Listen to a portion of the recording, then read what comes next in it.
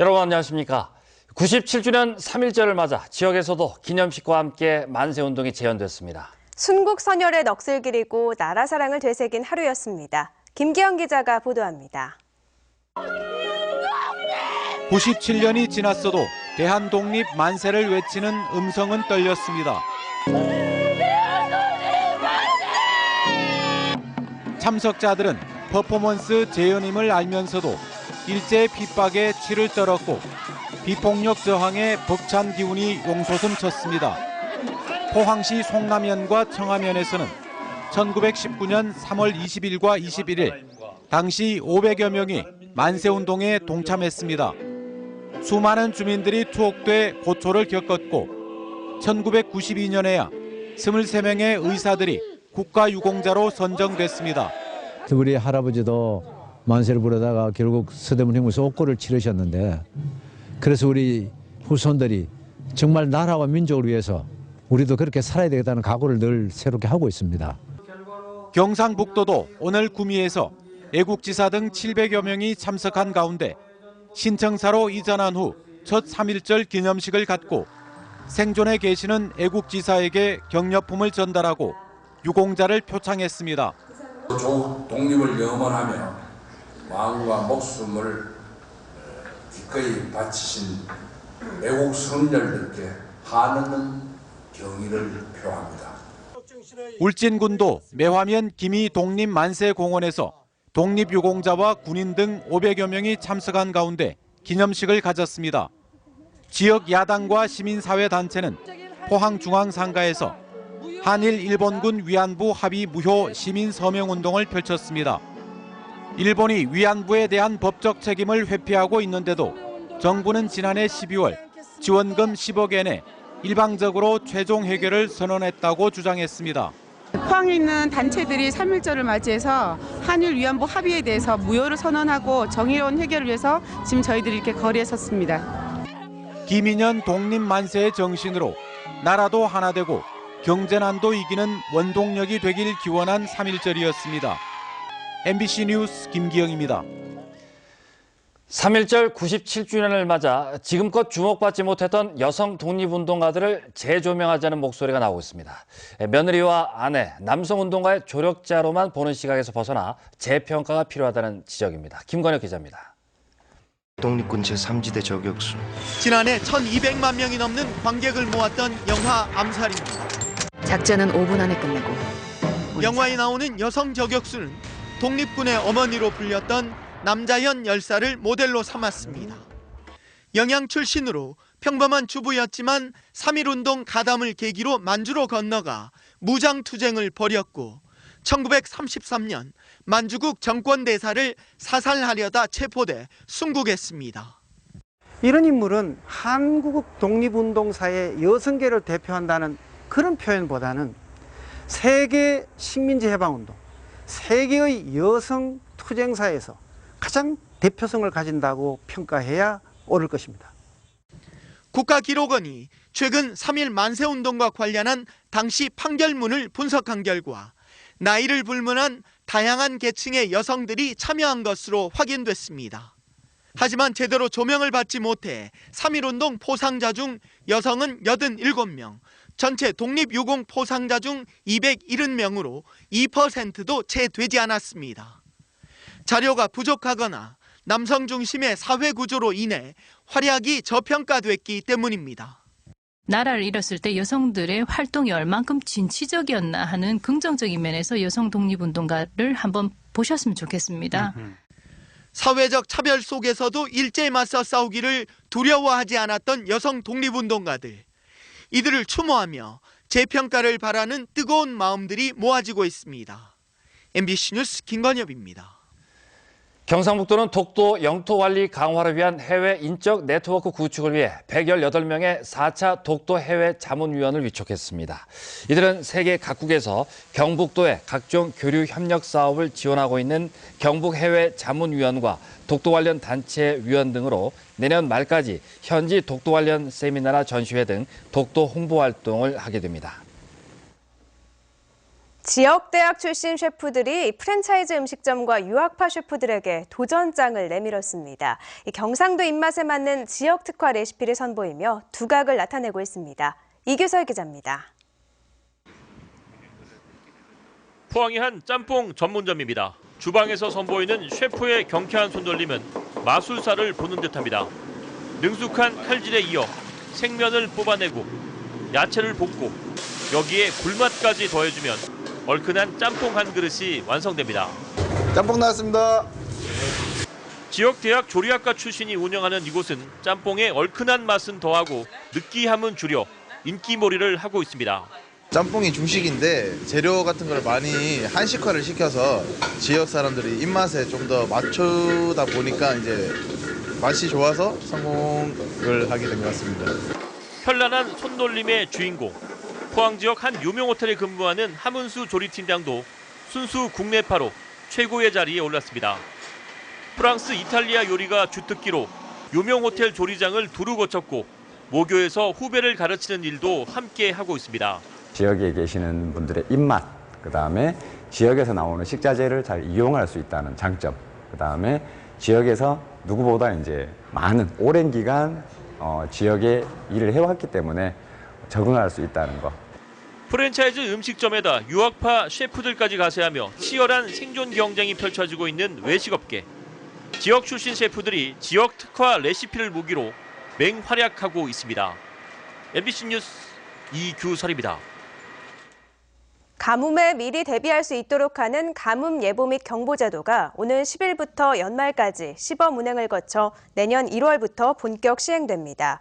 정부는 최근 제3차 물관리 협의회를 열고 가뭄을 기상가뭄과 농업용수 가뭄, 생활공업용수 가뭄으로 나누어 정도에 따라 3단계로 구분해 알려주는 가뭄 예보 및 경보 제도를 국내에서 처음으로 도입한다고 밝혔습니다.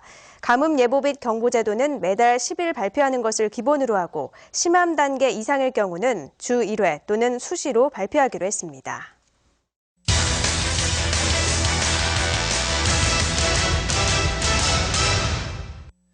포항 장성동과 양덕동은 대규모 아파트 단지가 잇따라 조성되면서 인구 7만 명이 넘는 주거타운으로 자리 잡았는데요.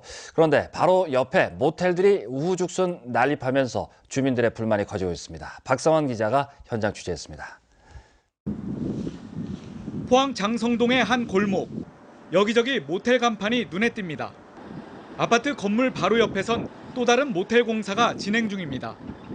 모텔이 들어서는 곳은 포항시가 조성한 어린이공원 맞은편입니다. 어린이들이 마음껏 뛰어놀 수 있는 공원 바로 옆에 모텔 공사가 한창입니다. 주민들은 거실에서 내려다 보일 정도로 모텔들이 들어서고 있다며 불만입니다.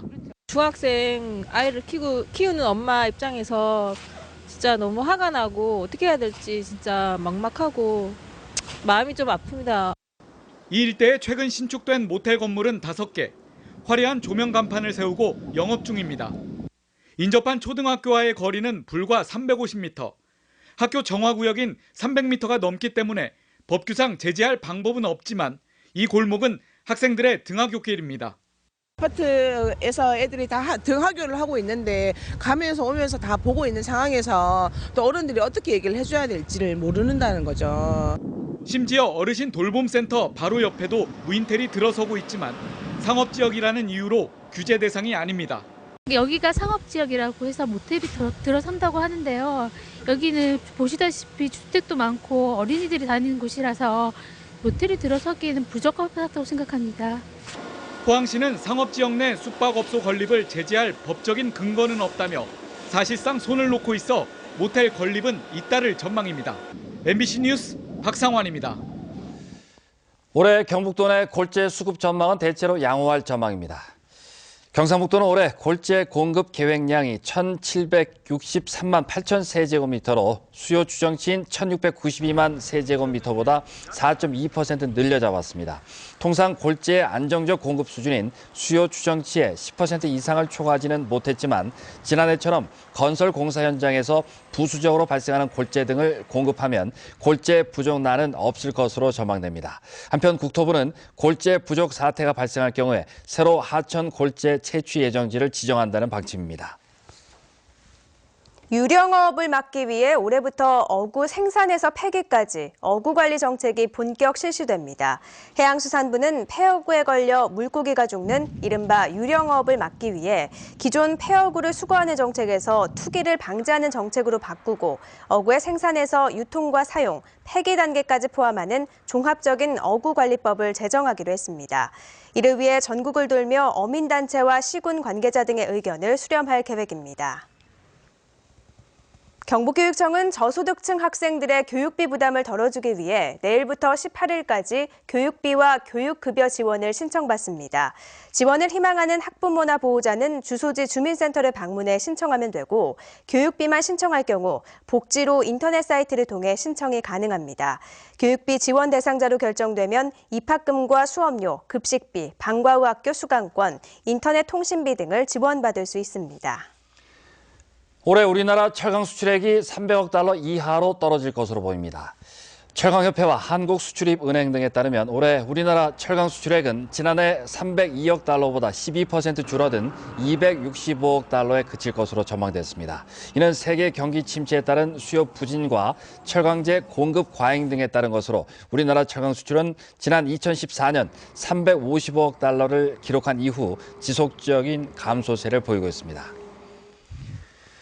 포스코가 이달부터 스테인리스 300개 제품 출하 가격을 톤당 10만 원 인상합니다. 지난해 6월 스테인리스 출하 가격을 인상한 이후 9개월 만입니다. 포스코는 원가 상승 요인 등을 고려해 이같이 결정했으며 시장 내 판매 가격도 조정에 들어갈 것으로 전망됩니다. 스테인리스 400개 가격은 동결됐습니다. 3월의 첫날인 오늘도 꽃샘추위가 이어졌습니다만 내일은 풀리겠습니다. 이번 주 후반에는 기온이 더 오르면서 봄 기온이 완연해지겠는데요. 자세한 날씨 민미경 캐스터입니다. 네, 3월의 첫날인 오늘 찬 공기가 우리나라에 머물면서 추웠습니다. 내일은 따뜻한 남서풍이 불면서 추위가 누그러들겠는데요. 내일 아침 포항 1도로 평년 기온을 회복하겠고요. 한낮에는 13도까지 오르겠습니다. 이후 금요일에는 낮 기온이 17도까지 쭉쭉 오르면서요. 성큼 다가온 봄 기온을 느낄 수 있겠습니다. 다만 일교차는 10도 안팎으로 벌어지니까요. 감기 걸리지 않도록 조심하셔야겠습니다. 내일 밤부터 모레 새벽 사이에는 경북 북부 동해안에서 바람이 강하게 불겠습니다. 한편 동해 먼바다에서는 계속해서 풍랑주의보가 발효 중인데요. 오늘 밤에는 해제되겠습니다. 다만 내일까지 동해안에서는 너울성 파도가 방파제나 해안도로를 넘는 곳이 있으니 주의하셔야겠습니다. 자세한 내일 날씨 알아보겠습니다. 내일 경북 동해안은 맑은 하늘이 예상됩니다. 밤부터 모레 아침 사이에는 내륙에 안개가 끼는 곳이 있어 안전운전 하셔야겠습니다. 내일 아침 기온은 울진과 영덕 영하 1도, 포항 1도, 경주 영하 4도, 한낮에는 울진 12도, 영덕과 포항, 경주 13도까지 기온이 크게 오르겠습니다. 울릉도, 독도는 구름 조금 지나며 맑겠습니다. 내일 아침 울릉도 0도, 독도 3도, 낮 최고 기온은 울릉도 7도, 독도 8도가 되겠습니다. 내일 바다에서는 구름만 지나겠습니다. 물결은 동해 전해상에서 1에서 3m로 먼바다에서 높게 일겠습니다. 절기상 경칩인 토요일에는 봄을 재촉하는 봄비가 내리겠습니다. 날씨였습니다. 경주시는 지식정보화 시대를 맞아 이달부터 시민정보화 교육을 청소년 수련관에서 실시한다고 밝혔습니다. 교육 내용은 컴퓨터 기초와 인터넷 활용, 스마트폰 활용, 엑셀과 파워포인트 등 10개 과목으로 시민들의 정보화 마인드 함양과 자격증 취득에 도움이 될 전망입니다. 이번 교육은 40명씩 34회에 걸쳐 1,300여 명을 대상으로 실시되며 선착순으로 접수받습니다. 대구지방고용노동청은 일과 가정을 양립할 수 있는 고용문화를 만들기 위해 일가정 양립환경 개선 지원 사업을 도입해 대상자 신청을 받고 있습니다.